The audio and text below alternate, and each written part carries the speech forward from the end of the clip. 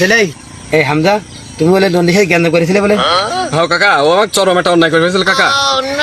তুমি মারবা, তোমার রাগ হয় ঠিক আছে, মারবা বলে এই না যে একজন মারি ফেলার মতো ভাব হয়ে যাবে।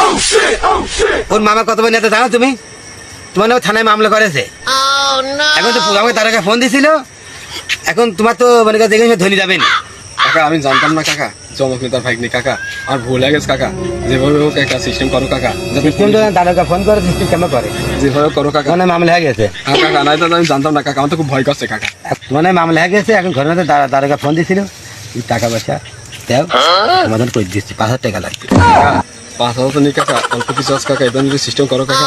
এই টাকা তো হয় না, যে জ্ঞান মেলা করিস না, আর আমি ঠিক করতে পারি নেক্সট দিন ঝামেলা না করিস। আর এরকম কয়েকটা কাজটা পালি ভালো হয়ে যাবে না, সমস্যা নেই। 5,000 টাকা হইলে তো